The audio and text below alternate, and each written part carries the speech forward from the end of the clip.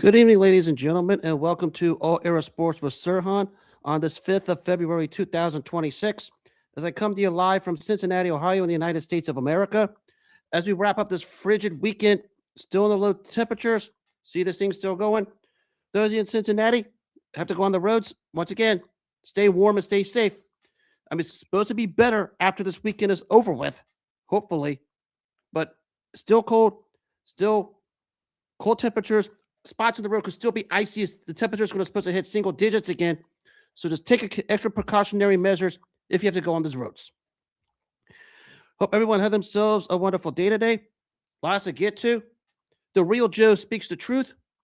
Deontay Wilder makes a fool of himself, and we live an epic rivalry in individual combat sports history once upon a time. Let's go and get right down to it. Of course, this week is Super Bowl week. I already gave my pick last night. I'll reiterate it later on this week. But let's get to some other news in the NFL briefly before I go into the boxing field.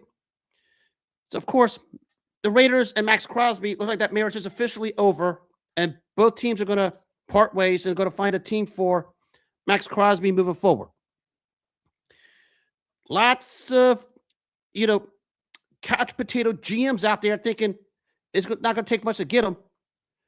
Don't think for 1 second the Raiders are going to just give him away for the sake of giving him away, because the value of Maxx Crosby, and they're going to want more draft picks moving forward. And you're talking about one of the elite pass rushers in the NFL. Still, we talk about guys like Danielle Hunter, Myles Garrett, T.J. Watt, Trey Hendrickson, and Maxx Crosby is up there with all of them.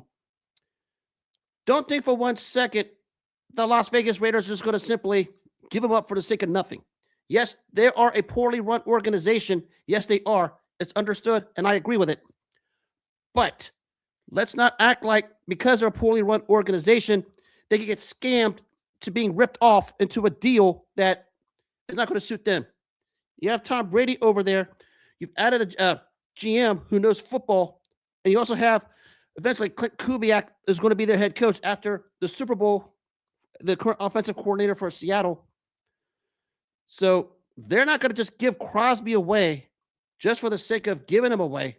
They're certainly not trading him to a division rival, because I know the Chiefs and Chargers fans are trying to put some kind of offers together. No way that's happening.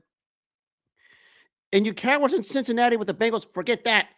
It's going to cost you guys a pretty penny, and you know how that goes with Bengals fans and Cincinnati media who overvalue draft picks and don't like giving up draft picks for the sake of it. And you have Trey Hendrickson, you can sign him, and that's the end game with there. But you guys think Maxx Crosby is going to be an upgrade over Trey Hendrickson? Maybe a little bit, but not much, because Crosby's going to be 28. And at 28, Trey Hendrickson was train wrecking the league and was actually solid until he went down. So Bengals fans need to chill up with that. The Raiders are not going to give up Maxx Crosby just for the sake of giving up Maxx Crosby. Everyone can point their low ball offers, especially Bengals fans who show their cowardice every day. But they're going to turn it down unless they get the offer they want, which I'm sure he's going to be shopped around once the new year starts to try to get some more draft picks to get the Raiders organization going in the right direction. They're still not going to give away Maxx Crosby just for a bag of potato chips. They're going to want something of value, and whoever's going to pony it up is going to have to pony up a pretty penny, because they're not just going to give them up for the sake of giving them up. Maybe, I would say a first-round pick that might be overvaluing it. A second or third might be good enough if somebody was going to pony up that much. But the Raiders and Maxx Crosby, I think it was time to move on, even before Crosby signed that contract extension. And how Crosby was treated at the end of the year last year, I don't blame him for wanting out. I understand the Raiders want to go to a different direction. I think Crosby is owed a chance to play for a winner, which I think several of those top teams could fork out decent draft capital to put him on the defensive front.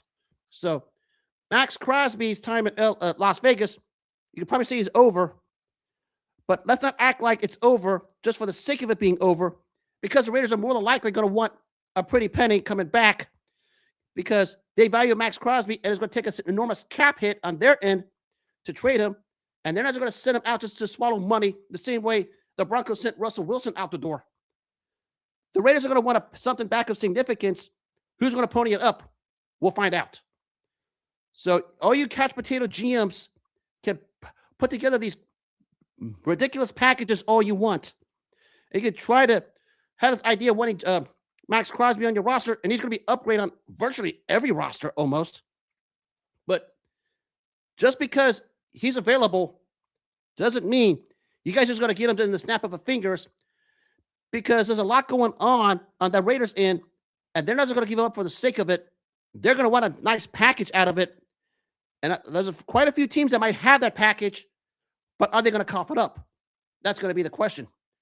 Going to be an intriguing offseason in Las Vegas, but probably the best thing for both the Raiders and Maxx Crosby after what happened at the end of this season is simply move on to their different ways. Raiders can get some decent draft picks out of it, send Maxx Crosby to a winner where he can be a solid contributor, and let's just hit the reset button both ways.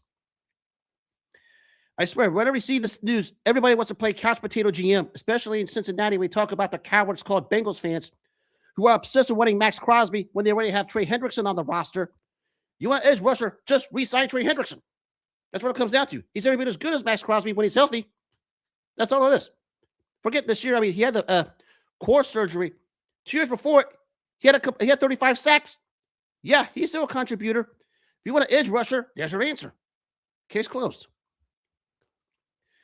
So that takes care of that. And speaking of Cincinnati, the real Joe Flacco, not the fake one who's making $275 million, the real one who won a Super Bowl in Baltimore, who Cincinnati picked up in the trade from Cleveland, and is now the real Joe in Cincinnati, had probably the greatest thing to say the other day when he was on a Sirius XM radio show. When they talk about today's quarterbacking and today's league compared to when he played, when he first came, when he was drafted out of Delaware to play for the Baltimore Ravens. And this summed it up pretty quickly. Those of you listening, I will read this word for word. And it couldn't be more perfect than what Joe Flacco had to say. It's about, the edginess of roughing the passer. And we know there's so many freaking variations of it because the NFL Rules Committee just ruined it. But Flacco said it best. I don't think it should be roughing the passer when they land on us. I don't think being slapped in the head is roughing the passer because, according to him, annoys him because it affects games negatively, which it really does, and the whole world knows it. They could call it or not call it. It needs to get out of the game. Yes, I'm aware that CTE is a part of it, but when you put the name to the contract, when you put pen to paper on the contract, that's what we signed for. Here is Joe Flacco, once again, proving why he is the real Joe in the NFL, with probably the most realist take you gotta have. Because, yes, the NFL wants to try to say they're about player safety, but we know the NFL and the NFLPA have over-abused it to a point where the product has become diminished, and because of it, everything now has the negative effect across all 32 teams in the NFL. And somebody had to call it out. And who perfect than the real Joe in Cincinnati, Joe Flacco, because he played through it. Because remember, when it was a decade ago when he played for the Baltimore Ravens, remember, when he was at Baltimore, he was lining up against some of those greats for the Baltimore Ravens. We talk about Haloti Ngata, Ray Lewis, Terrell Suggs, among others. And I'm sure they were giving it to him in practice in some way, shape, or form. And he faced those great Steelers defenses, back in the early 2000s. We talk about that roster, and they laid hits on him. Yes, he's the one that can speak to it because he's been through it. That's what makes him the real Joe. And that's what makes this quote realistically true, because the NFL has just become a diminished product, all because they overreact to player safety. And maybe the best thing to do when it comes to player safety is just let it play out and let's see what happens. You're playing a contact sport. You're going to get hit. As Shannon Sharp said in the 30 for 30 piece a couple years back, it's football. You're going to get hit. Joe Flacco basically echoed that, saying, this is what we signed up for. We're going to get hit. But the NFL just ruined it by turning this whole thing into a clown show and a circus where even if you poke someone on the finger, you're going to see a yellow handkerchief coming out of the field. And that's why the NFL product is what it is right now. And it's about time somebody set it spot on, and no better to do it than someone who's faced some of the hardest hitting defenses in his career. We're talking about Joe Flacco from his times in Baltimore, Cleveland, and especially here in Cincinnati this season, in the few games he played against some of those AFC North rivals, because he's felt it and he knows about it. And he's speaking from firsthand experience, not just from the sake of what he sees or hears on all the talk shows or whatever. He's been through it through personal experience on the football field. And that's what made this quote of his today realistically true. And that's why, once again, he is the real Joe in the NFL, especially the real Joe in Cincinnati. About time someone said something about it. The only way you could probably say something about it if someone legitimate. And you can't find few that are less legitimate than Joe Flacco, because he is the real Joe, and he showed it with this perfect quote. Let's see the league follow suit, which I doubt they will. Somebody need to call things out. I mean, it's one thing that we call it out, but somebody in the NFL at the high level, and we talk about a Super Bowl winner, a proven winner like Joe Flacco, and we think about the success he has here in Cincinnati when he was traded, and when he says it, that's when the ears need to start opening up, because he has credibility while everyone else who says it didn't. We'll see where this one goes. And a bit of a fun one, I'll go ahead and talk about this for a minute. It was earlier this week, some reporter named Dave Danishek, I can't pronounce his last name correctly, had the audacity to ask New England Patriots head coach Mike Vrabel if Sunday's game against the Seahawks in Super Bowl 60 was a must-win game. Mike Vrabel said it best. Every game I coach in, every game I'm involved in, it's always a must-win game. You're playing for the ultimate prize, and you're asking if it's a must-win game. You think the Mike Vrabel-led New England Patriots are going to be satisfied with second place like the Cincinnati Bengals fans are? He's there to win it.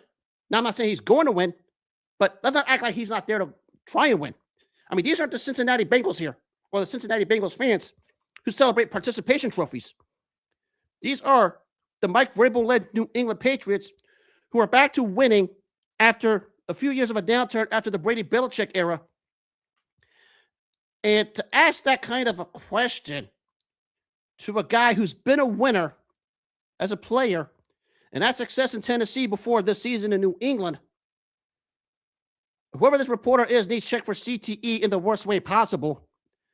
Because, one, as I said, you're not dealing with the Cincinnati Bengals and the Cincinnati Bengals fans who are content with celebrating participation trophies, because they're here to win it. Second of all, they're proudful winners, and Mike Vrabel worked hard to get to this point, and he's here.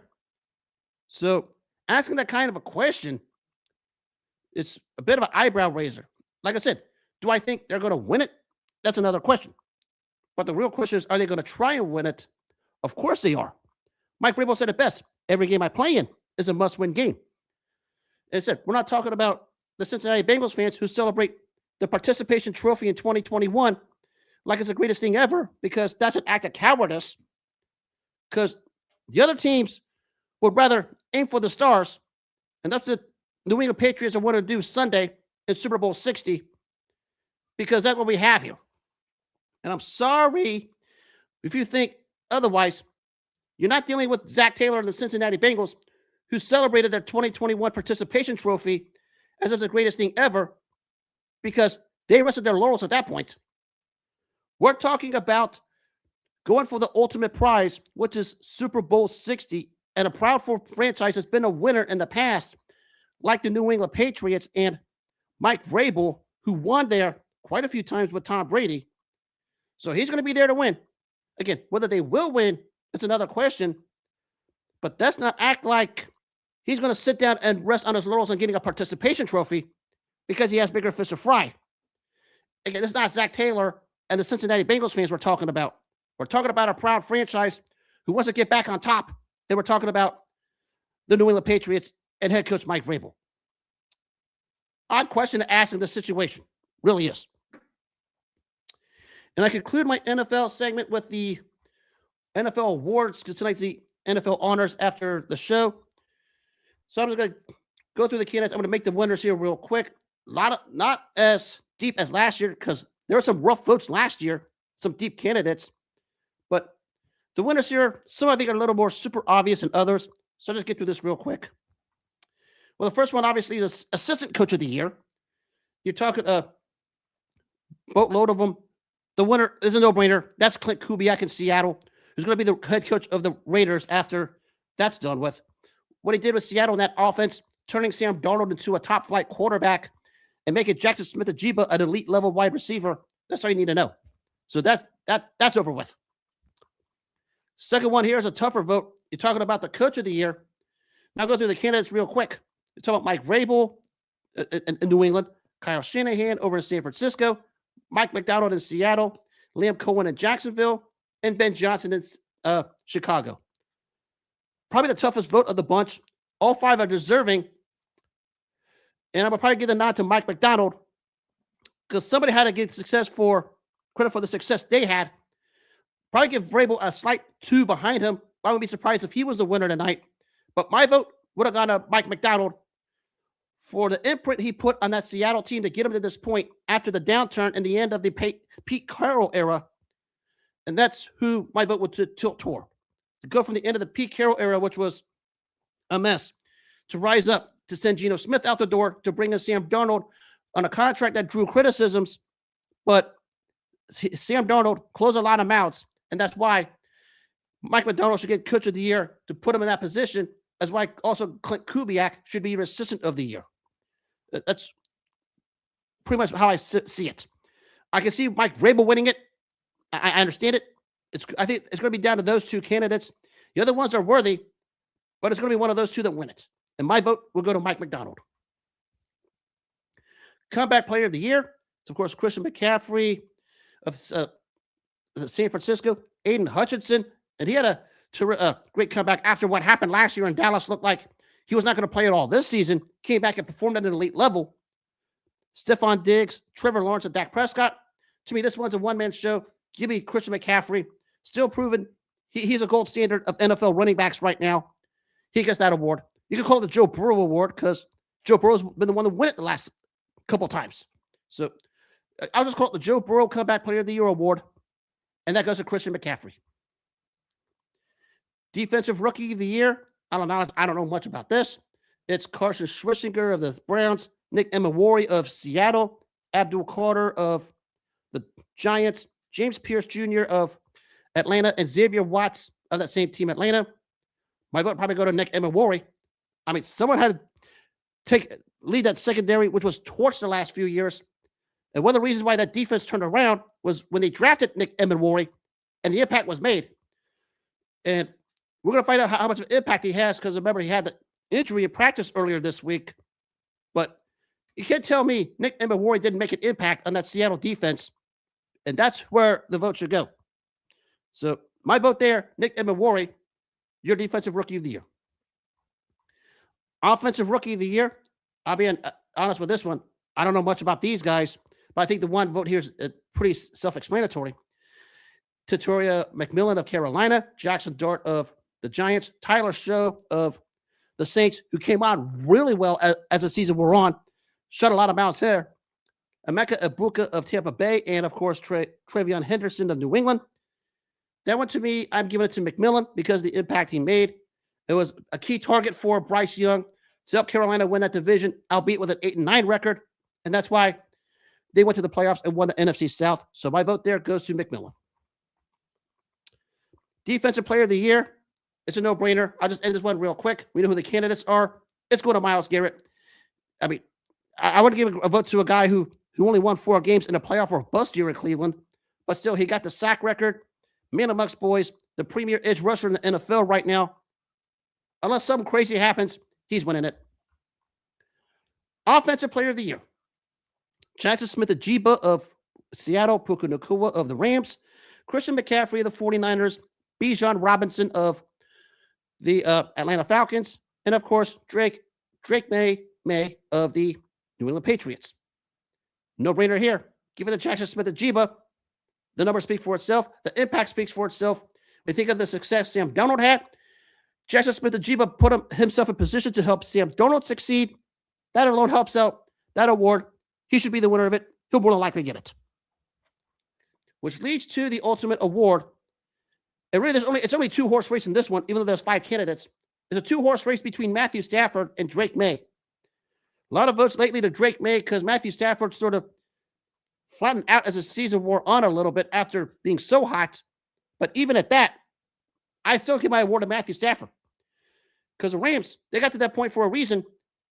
And many thought Stafford wouldn't make it through the season. Because remember, he had some form of a concussion protocol early.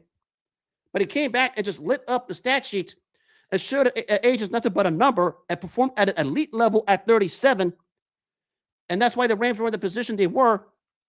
Of course, almost beating Seattle, but that defense couldn't stop a nosebleed to save their lives. And that's why the Rams are sitting at home. But it doesn't deter the fact Matthew Stafford is your MVP. And that's where my vote goes for. Some people are going to give it to Drake May. I mean, I'm saying not well-deserved. I'm going to say who my vote will go to and the reasons for it. And that's Matthew Stafford. We're not going to see a quarterback at age 37 play like that for a while because Stafford turned back the hands of time and just upgraded himself to an elite level quarterback in the NFL if he wasn't there already. And he just went up even higher, probably top 3 or top 4 now. And he should get the MVP to help ice up and put the bow on a terrific season. So there's your NFL awards, honors awards. It's going to take place later on tonight. That's who I would vote for.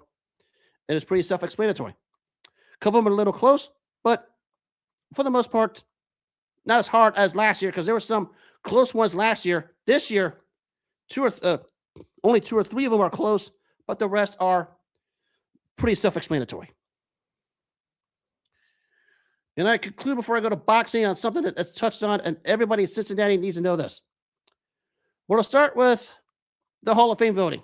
We know what happened last week or earlier this week in New England. And the cowards called Bengals fans once again want to stick their nose in it. And I remind you, you're pushing for somebody to be in the Hall of Fame who had moderate success and couldn't get over the hump. And you see, you guys want to honor mediocrity in Cincinnati. And that's why you guys turn out to be the biggest group of cowards and morons among the Bengals fans and the Cincinnati media, because you're pushing for guys to get credit for mediocrity when they really don't. And I'm not talking about Ken Anderson, because I agree with that. I think Ken Anderson goes in. But some of the other ones, your cowardice show, where you push for other guys who don't belong because they were part of mediocrity. And if you're celebrating participation trophies and mediocrity, what does it say about you guys as human beings at the end of the day? Other than the fact that you got the Bengals fans and the Cincinnati media, once again, show the whole world that they're cowards and morons and are content with mediocrity and want to celebrate it.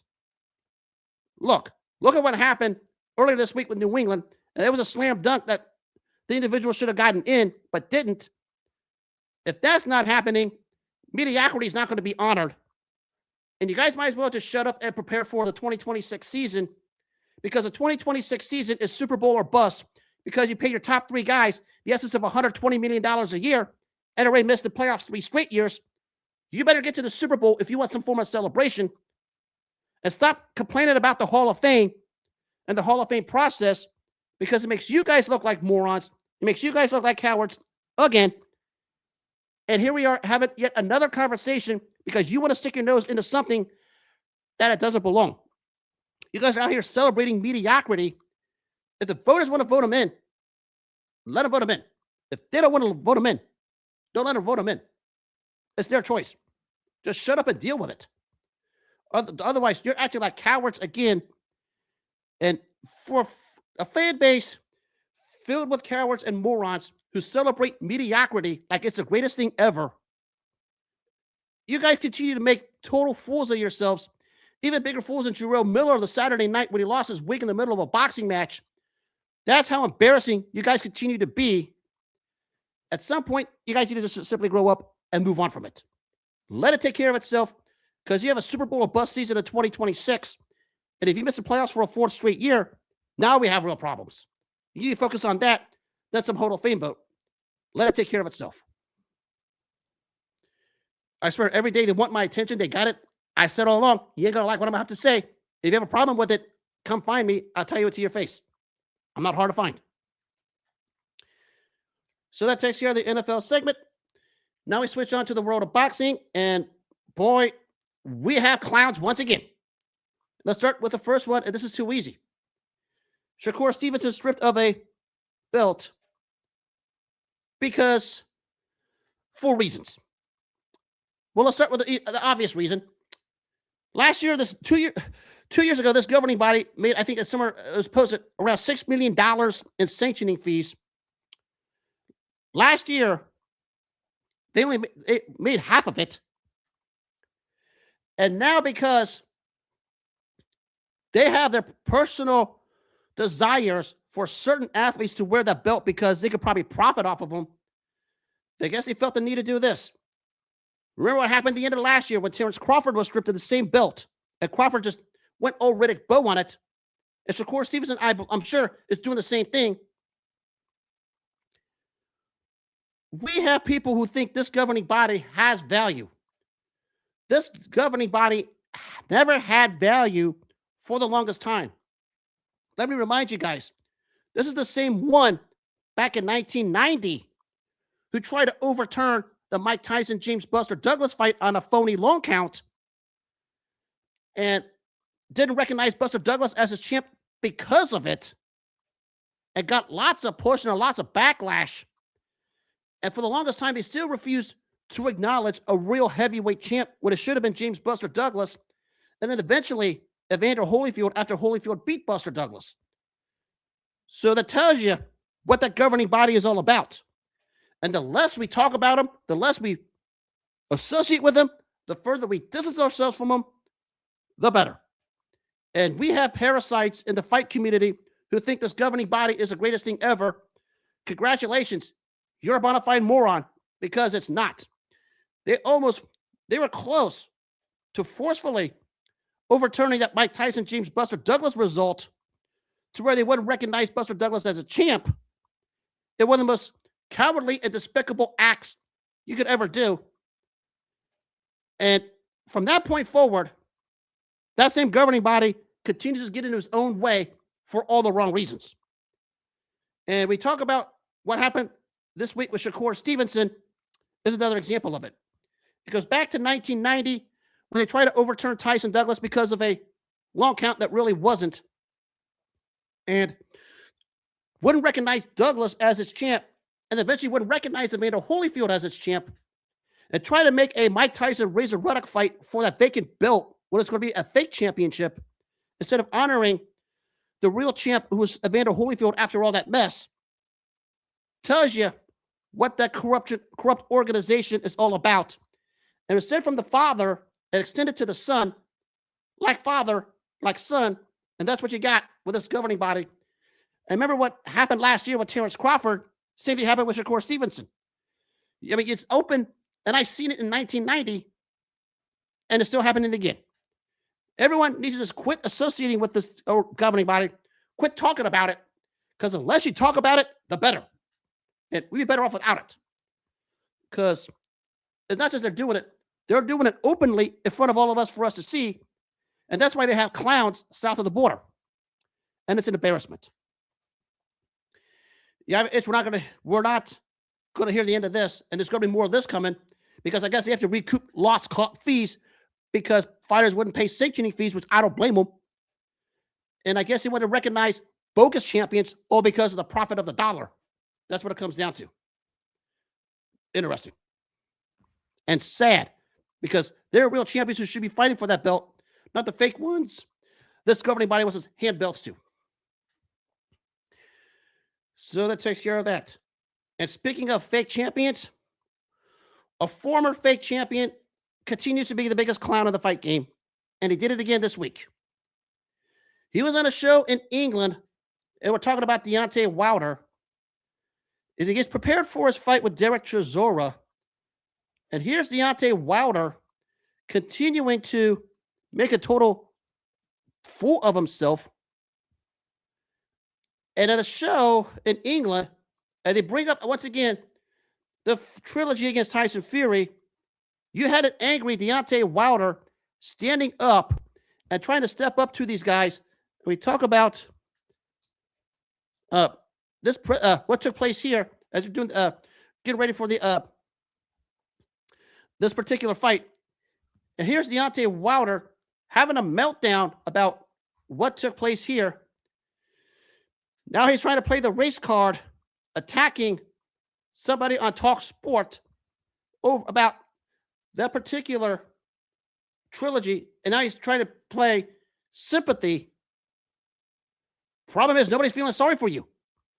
It's not the fact we don't feel sorry for you. Every time you lost in this fight, trilogy, every fight, you make excuses. And it wasn't the fact you lost this trilogy. As I said this the other night, you got wiped out every single which way possible. You was just never in Tyson Fury's league, and you couldn't handle it. And when the pressure doubled down on you today, and Derek Chisora trolled you with that Kleenex tissue pushed over to you, it said everything the world needed to know about you. This is who Deontay Wilder has been all along. That's who he always has been. And the fact that he came unraveled many years too late, but even then even then it was unacceptable, says more about what happened to this guy once he got exposed. Because that's what happened when we talk about this trilogy. We have parasites in the fight community who call this trilogy the one of the all-time great trilogies. It wasn't an all-time great trilogy. It was a great showcase for Tyson Fury to do anything he wanted, and that's what he did. Because Deontay Wilder was never in his league. And here's Deontay Wilder standing up, being angry, pounding the table, while Derek Chisora just pushes a box of Kleenex tissues towards his way. And Deontay Wilder walks off angry because every time the name Tyson Fury brings up, the guy gets triggered and he has nightmares. And we know why. Because he couldn't get it done. He was officially 0-2-1, the keyword being official, but realistically, he was 0-3. I mean, the only reason why the first fight was a draw was because of politics of the same governing body I talked about with Shakur Stevenson. And that's why we had what we had. And for Deontay Wilder, your best bet, regardless of result in April, is to go away. Because you're hit irrelevant status.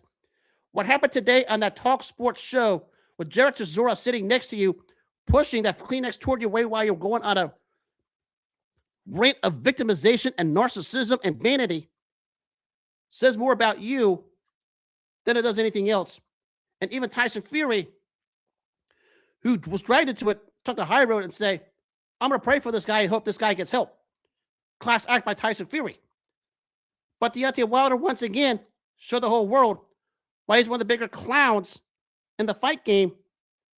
And today's presser, when we mentioned the names Tyson Fury,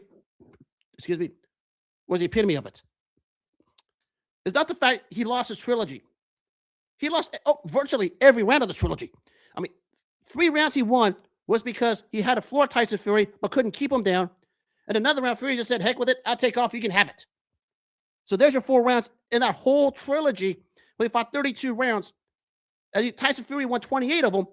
And it wasn't he won 28 of them. He won 28 of those rounds basically without breaking a sweat and just giving Deontay Wilder everything in the book and then some. So, and that still hurts the feelings of Deontay Wilder. They call him the Browns bomber over there when he goes to fight this fight. I think people in England used to call him the bronze clown because that's what he's going to be. And I got 2 words that's about to come your way in April when it comes to Deontay Wilder. And those 2 words are War Chisora, because I expect that to happen. Good luck in Britain. Hopefully this is the end of you for good. Some guys, you just go away because they're irrelevant, and Deontay Wilder fits that list. And speaking of epic rivalries, or this is a real rivalry, not the fake one that was basically a one-sided beatdown by Tyson Fury. We're going to go back 83 years ago tonight at the Olympia in Detroit, Michigan. This was the second of the 6-fight series between Jake LaMotta and Sugar Ray Robinson. This is before they achieved their all-time great stature. And at this night, this was a rematch of a fight that Ray Robinson won going away earlier, and is starting to establish himself as a top contender. But Jake LaMotta wanted another shot, and they locked up in Detroit 83 years ago tonight. And basically in the backyard of Sugar Ray Robinson, where it was a packed house at the Olympia Stadium. And both guys, in all the fight series, this is probably the fight where you could probably say both guys were in top shape, because they were. Because they basically always take their craft seriously, work hard at it, and they're basically gym rats in the ring. And in this fight, the story here was like the first fight. Ray Robinson got up to the good start and built the early lead. Looked like he was going to run away again. But this time, as the middle round started to come along, a switch was flipped in Jake LaMotta. And he started to take over. And we talk about the end of the 8th round, where the body punch just put Robinson down. And from that point forward, Jake LaMotta took over from rounds 9 through 12. And that's why Jake LaMotta won the second fight of the 6-fight series in Robinson's backyard by unanimous decision. And you talk about the perfect give-and-take warriors. Maybe the epitome of what a give-and-take warrior all time was Jake LaMotta. And he had a lot of the fights you could say that about. Certainly, in this second fight, where after Robinson looked like he had the fight in control, using the naturally born gifts Sugar Ray Robinson always has, LaMotta said, heck with it. I got to buckle down and go after him. And that's what he did. And the momentum really shifted after the knockdown in round 8 from the body shot that saw Robinson hanging on the ropes. And at that point, from there on, Robinson, let me back up here. The body shot that floored LaMotta looked like it was going to knock out Robinson because it took the wind out of him. And that point forward, Jake LaMotta's confidence grew, and he took over, and he won the fight rest of the way and started to deliver Robinson a beating, and he won the unanimous decision to hand Robinson his first loss. That was Jake LaMotta, one of the most durable, tough-chinned warriors, give and take in that ring, with high-level skill to go on with that give-and-take style. And that was how Jake LaMotta was able to win this fight after losing the first meeting to win the rematch in the unanimous decision over the greatest pound-for-pound ever, Sugar Ray Robinson. And this was just the beginnings of what's about to take place moving forward. We talk about Robinson LaMotta. Now we have a crazy 6-fight series. And it was a month later when these two met in that same arena. This time Robinson showed the whole world why he's Sugar Ray Robinson. Just basically dished it out to Jake LaMotta. This time and won the unanimous decision. And that's what we had in this particular 6-fight series. And moving forward, even though Jake LaMotta got some big wins, most notably against Marcel Cerdan when he won the middleweight title and made a successful defense against Laurent Duttilly, the real one took place in this last fight at Valentine's Day 1951, better known as the St. Valentine's Day Massacre. Well, that's what it was. And that was where the separation from Sugar Ray Robinson to Jake LaMotta began. And it showed as Jake LaMotta in that night, Valentine's Day 1951, got a beating. Every single which way possible, to the tune of a 13th round technical knockout stoppage, forever known as the St. Valentine's Day Massacre. And that ended that series 5-1 for Sugar Ray Robinson. But the one win by Jake LaMotta took place 83 years ago tonight at the Olympia Stadium in Detroit, Michigan. After Ray Robinson won the first fight, and had control of many rounds of this fight, Jake LaMotta showed the whole world why he was the greatest give and take warrior, one of the all-time pure toughest SOBs to ever step in the ring, when he just turned it up and floored Robinson, had him hurt at the end of the 8th round, almost had a knockout, and turned it on the next 4 rounds to win a unanimous decision and the lone victory of that 6-fight series. And that will ever be Jake LaMotta's apex. The night that he was the only one and the first one to beat Sugar Ray Robinson, who was unbeaten in the previous 40 fights. And Sugar Ray Robinson, at that point, went back to his craft and re-elevated himself to the greatest pound-for-pound stature ever. But when we talk about the run that Sugar Ray Robinson had, it was after this fight. The guy basically didn't lose a fight for almost quite some time. We talk about his run after this loss to Jake LaMotta. I'll pull this up here. I mean, when he lost to Jake LaMotta, he was 40-1. In there, he had a draw against Jose Basura. But his next loss didn't happen until he went to London and lost his middleweight title to Randy Turpin, which was over 80-plus fights later. So don't think for 1 second Sugar Ray Robinson wasn't motivated after this. And that's what made him the greatest pound-for-pound fighter of all time. He comes back after a loss and beats everybody in his path for the better half of over 8 years. When he got to that point, because the loss to Randy Turpin was in 1951 over in London, and that was because he was worn out of a global tour. But that's what made Sugar Ray Robinson the greatest pound for pound ever. Because after this night, and Jake LaMotta dished it to him in the last half of the fight, Robinson went back to the gym, reworked on his craft, beat LaMotta the 3rd time, and then just rampaged away over the next 80-plus fights unbeaten. And that's what you need to know about why Sugar Ray Robinson's the greatest pound-for-pound fighter of all time. That's what you had. Because we're not going to see anything like that ever again. We're not. And it wasn't the fact he fought in 80 fights. He had those 80-plus fights within 8 years. You don't see fighters fight 2 fights in 2 years. He had 80-plus fights in a span of nearly 8 years, from the loss to LaMotta to have that long winning streak before he lost to Randy Turpin. Think about that for a minute. 80-plus fights in a span of 8 years, from the loss to LaMotta in the 2nd fight to the loss to Randy Turpin. We don't see fighters fight 8 fights in 8 years.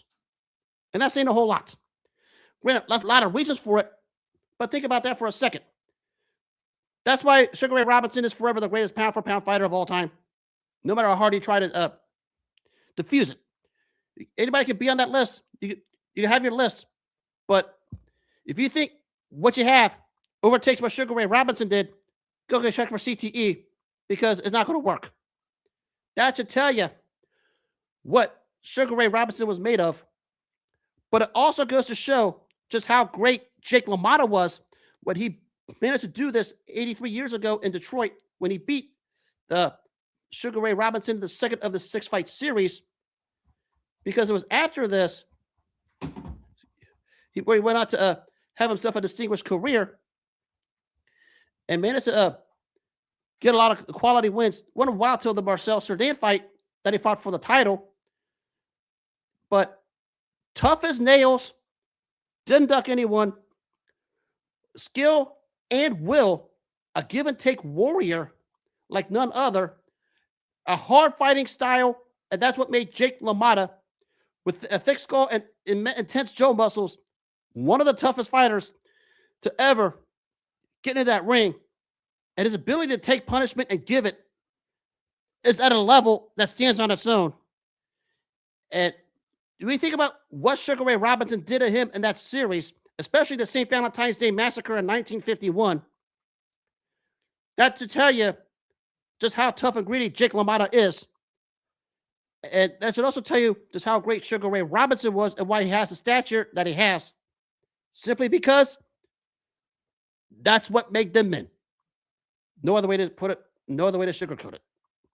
because Ray Robinson hit LaMotta with every single punch you can name in the book.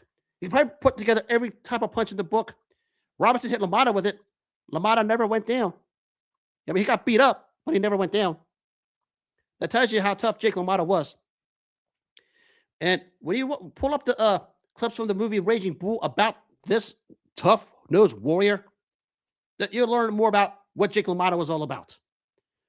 Tough as nails, great as chin, and among many other things, thick skull, thick jaw muscles. That's why he was able to withstand whatever it is Robinson threw at him, among many others. And it was 83 years ago tonight that Jake LaMotta had his crowning moment when he beat Sugar Ray Robinson in the second of that 6-fight series because of his ability to withstand what Robinson took and then flip on the switch, flooring Robinson in the 8th round, and then just turning it on after that. And that's why Jake LaMotta is also up there with Sugar Ray Robinson as one of the all-time great middleweights and probably the toughest to ever step foot in the boxing ring when you think about it. One of the more, we can talk about tough guys all kinds of ways imaginable. And we have a whole list of them. You know, tough guys just good enough to step in the ring, tough guys with the toughest chins, and there's a whole lot of them. Everything that embodied and detailed what a tough fighter was in the sweet science by definition fit Jake LaMotta to mere perfection, word for word. And that's why he had the long success that he had.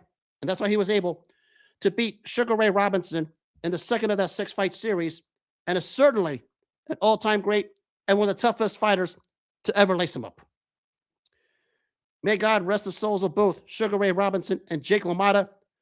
A 6-fight series, and that 6-fight series lasted 8 years. We're not going to see anything like that ever again. Because some people are elected to give somebody else a rematch. And that's why we had what we had in the end.